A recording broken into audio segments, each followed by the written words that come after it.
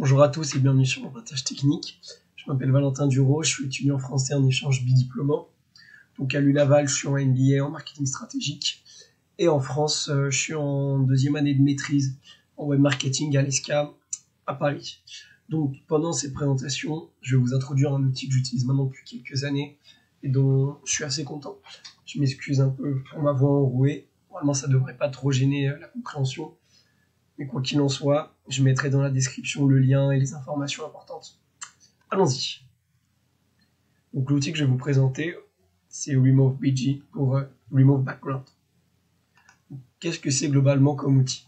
Donc c'est un outil en ligne, mais vous pouvez trouver les extensions sur téléphone et ordinateur qui permet de travailler sur les photos, de les modifier. Donc il y a deux usages majeurs.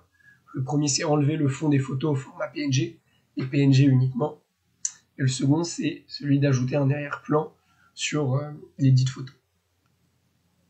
Donc, voilà un peu le processus. Je vais vous l'expliquer en plus en détail ici, et ensuite on le verra en direct. Donc d'abord, on choisit la photo dont on désire enlever le fond. Donc, comme je disais, format PNG. Ça peut être une photo en copier-coller, ça peut être une photo directement depuis la mémoire de votre appareil, ou vous copiez-coller une URL, mais toujours au format PNG, c'est indispensable. Sinon, il va avoir du mal, voire il ne va pas les lire. Ensuite, vous la téléversez sur le site. Vous attendez quelques secondes. Ça va souvent de 2 à 5 secondes. Donc, souvent, le background est vite enlevé. Mais parfois, selon la vitesse de votre navigateur, l'affichage peut être un peu plus long. Et enfin, vous la téléversez sur votre appareil. Donc, maintenant qu'on a vu le processus dans les grandes lignes, je vais vous le présenter en direct ce que ça donne.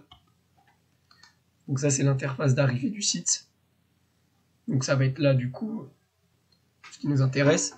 Donc, comme je disais, télécharger l'image, déposer un fichier, copier-coller une image ou une URL. Donc pour aller plus vite, je vais prendre l'image proposée ici. Donc voilà, donc ça nous donne le résultat final. Et donc là, on a l'original. Donc je vous disais, selon votre navigateur, ça peut prendre un peu plus ou moins de temps pour afficher. Mais donc dans tous les cas, on a notre résultat. Donc ensuite, quand on va sur modifier, on a plusieurs options qui s'offrent à nous.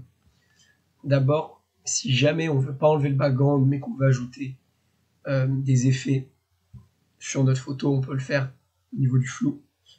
Ensuite, au niveau de la photo, on peut ajouter des arrière-plans, télécharger les nôtres ou mettre des couleurs. Et dans effacer, restaurer, on peut brosser certaines parties de la photo pour qu'elles disparaissent. Et quand on brosse, normalement ça apparaît ici, parce que ça c'est un peu l'image finale, on voit les parties qui sont enlevées.